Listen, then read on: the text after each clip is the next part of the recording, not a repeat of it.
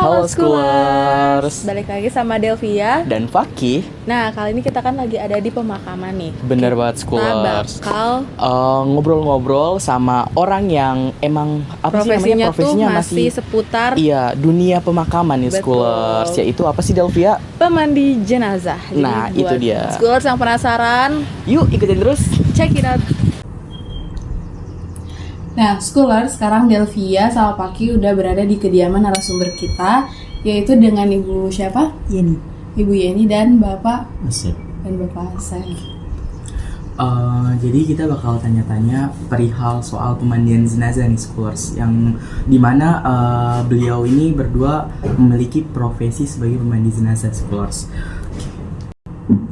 Oke, kalau boleh tahu Pak, Bapak sama Ibu ini mulai menggandrungi atau melakukan profesi sebagai pemandi jenazah ini dari beberapa tahun ya Pak? Sudah beberapa tahun? Pelatihannya antara Ikhwan sama Akhwat ya, laki dan perempuan itu beda-beda. Kalau saya pribadi itu sekitar 3 tahun yang lalu lah, 3 tahun yang lalu. Dan 5 tahunan Ya kurang lebih 5 lupa tahun. ya, Berjalan lupa 5 sih. tahun. Kalau untuk belajar sama praktek kan kita waktu belajar itu ada pendamping. Nah praktek sendiri tuh sekitar 3 tahun, mungkin setelah 5 tahun. 5 tahun. Jadi 2 tahun awal-awal itu kita masih ada pendampingnya gitu. Masih ada guru kita. Berarti setelah ada pendampingnya baru dimulai prakteknya sendiri. Iya, jadi kadang nih karena guru kita berhalangan hadir ya, jadi akhirnya kita yang ditunjuk, udah bantuin deh Rere di sana gitu ya. Bismillah lah kita jalanin sendiri gitu, sesuai ilmu yang kita dapat. Nah, Bapak Ibu bisa menceritakan nggak awal mulanya mandiin jenazah itu? Kamu aja pengen cerita awal mulanya. Awal mula kita itu tergugah dari dari hati, karena kita melihat di lingkungan kita itu sangat minimnya orang yang memandikan jenazah. Itu yang pertama, sangat minimnya orang yang bisa melakukan memandikan jenazah. Yang kedua, udah begitu itu biasanya mayoritas yang terjadi untuk memandikan jenazah itu Tarif lah. harus ada uang itu harus ada uang yang dibayarkan cukup lumayan besar gitu. Padahal di satu sisi kita itu melihat orang yang berduka atau yang ditinggal sama si jenazah ini kan berduka, mestinya kan kita bantu. Nah ini mereka untuk memandikan jenazahnya aja ini harus mengeluarkan uang yang ya cukup lumayan besar gitu. Nah dari situ kita tergugah untuk belajar memandikan jenazah, dan insya Allah kita dimulai dari lingkungan di sekitar rumah kita. Kalau ada orang yang nggak mampu, tentunya itu kalau dari pihak yang berduka itu meminta tolong langsung kepada kita akan memandikan secara gratis insya Allah. Gitu. Bahkan sekiranya di situ ada kerabat, semuanya ada anak yang ditinggal sama yang jenazah ini, itu ada gitu, kita suruh bantu, kita belajarin sekalian supaya hal ini semua orang bisa sebenarnya gitu. Karena ini kan kewajiban kita sama muslim, ketika ada orang yang meninggal sama muslim, kewajiban kita yang masih hidup untuk salah satunya memandikan ya. Kalau sebagai pemandi jenazah ini ada pantangan-pantangan tersendiri nggak sih Pak? Nggak ada. Nah, biasanya itu kalau misalnya lagi mandiin jenazah itu ada peralatannya apa aja, Bapak Ibu? Kalau untuk janais dari kami ya kafan 1 set. Nah, kafan 1 set kan tahu nggak, kayak udah kain kafan, parfum, sabun. Ya udah kan sebenarnya itu hanya perlengkapan biasa. Daun bidara lah ya, itu khusus tuh daun bidara gitu. Nggak ada yang khusus gimana, nggak ada. Ya sabun sih sebagaimana itu sabun cair lebih enak kan, kalau sabun cair lebih enak gitu. Sabun mandi. Kalau untuk pengafanan ya udah minyak wangi, kapur barus, sabun cair, sampo, terus daun bidara sama air itu kapur barus. Iya, gitu aja sih. Kalau untuk kayak peralatannya itu dibeli dari pihak keluarganya atau ibu yang membeli? Iya. Nah, jadi kalau untuk perlengkapan janais set itu jadi gini, kami punya pribadi untuk kami sendiri. Nah, kalau biasanya sih kalau orang yang nggak mampu, ada itu dari kalau katanya jamaah yang emang mengumpulkan dana buat beli kain kafan 1 set. Nah, biasanya tuh kalau yang kematian itu orang yang benar-benar nggak mampu itu free. Tapi kalau di orang yang mampu paling kita minta buat balikin modal janais kain kafannya lagi gitu. Karena kalau buat yang mampu dengan yang tidak mampu harus kita bedakan gitu. Tapi untuk itu kita bicara hanya perlengkapan kafannya ya. Kita nggak bicara untuk yang mandiinnya biaya itu enggak. Kalau dari kamu seperti itu. Nah, Bapak Ibu bisa jelasin nggak tata cara pemandian jenazah itu dari awal sampai selesai itu gimana? Yang pertama, ini untuk jenazah laki-laki dan perempuan sama ya. Yang pertama itu proses membersihkan badan jenazah. Salah satunya apabila itu kita lihat tuh kukunya panjang gitu ya, itu kita bersihkan. Terus yang kedua kita bersihkan dulu kotoran yang masih ada tersisa dalam perut barangkali gitu. Itu yang pertama. Ini kondisi udah nggak pakai baju ya, udah lepas pakaian. Jadi kita pembersihan badan si jenazah. Setelah proses pembersihan badan jenazah, itu yang kedua tuh memwudukan. Jadi si jenazah itu sebelum dimandikan diwudukan dulu. Setelah diwudukan, sebagaimana manusia hidup yang berwudu itu kita wudukan seperti itu. Setelah wudu baru kita memandikan. Seperti ya sebagaimana kita memandikan orang masih hidup lah, selayaknya kita memperlakukan mayat itu seperti orang yang masih hidup. Tapi untuk sunnahnya itu kita mulai dari bagian kanan dulu. Gitu sih. Ada bacaan-bacaan tersendiri nggak sih Pak? Nggak ada. Ya udah Bismillah di depan aja. Gitu. Ya. Berarti pas memwudukan itu nggak ada bacaan lagi? Yaitu sebelum memwudukan kita berdoa sebagaimana kita berwudu. Terus kalau mandiin jenazah itu ada urutan tersendirinya nggak Pak? Ya itu tadi urutan pertama itu membersihkan pakaian semuanya, barangkali masih ada pakaian kan, kita pakaian si jenazah ini kita lepasin semua. Kemudian kalau ada kotoran-kotoran kita bersihkan, seperti contoh kayak kuku panjang kita potong dulu. Gigi palsu. Ya, kalau gigi palsu harus dilepas. Ya kalau ada gigi palsu kita lepas. Kemudian kita tuh mesti kontrol sebenarnya di lubang-lubang hidung. Kalau memang ada kotoran kita bersihkan dulu. Terus ada kotoran di lubang hidung kita bersihkan dulu. Terus lebih baik kita tuh seperti gigi ya. Kalau bisa kita bersihkan dulu. Sebagaimana kita bersikat gigi gitu. Itu setelah itu selesai kita ini buang kotoran di perut yang masih tersisa barangkali. Itu kalau itu kotoran dalam perut udah nggak ada sisa, udah bersih, sambil kita bersihkan bawahnya, kita cebokin gitu. Setelah bersih baru kita memwudukan si jenazah. Setelah kita memwudukan si jenazah baru kita proses memandikan. Sampai mandi ya, kalau udah rapi mandi biasa terus kita kafani gitu. Udah sampai seperti itu sebenarnya. Perlu ini enggak urutan pakai sabun, pakai apa enggak kan? Ya logikanya udah mandi kita tahu lah ya. Simpel itu aja. Gitu. Nah, biasanya Bapak sama Ibu pernah nggak menemukan keluarga yang punya tradisi bertentangan gitu dengan cara pemandian jenazah itu? Jadi gini ya, jadi kalau kami kan ditunjuk dari jamaah.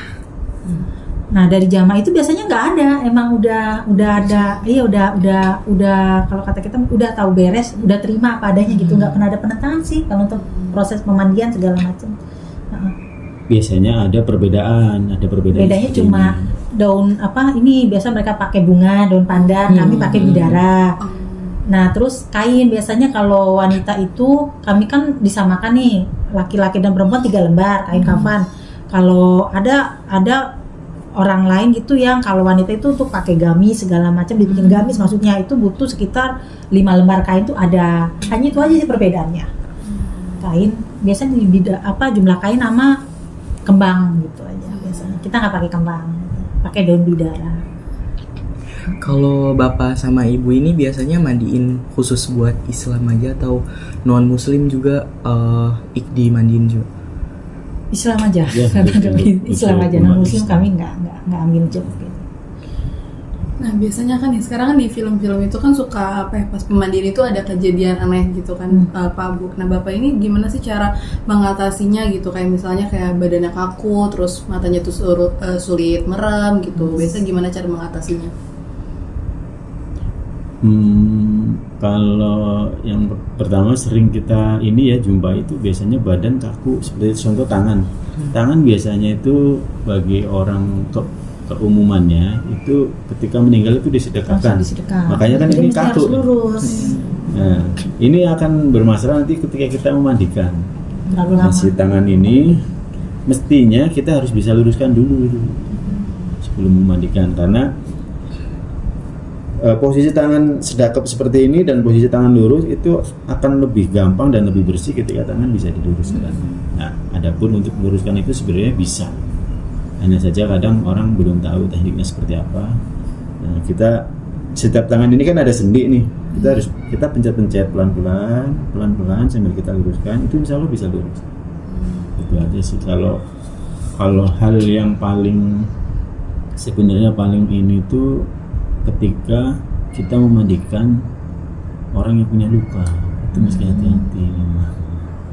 Karena biasanya luka baru atau luka lama dari si jenazah biasanya dia akan mengeluarkan darah terus, karena darah itu sudah tidak bisa beku biasanya.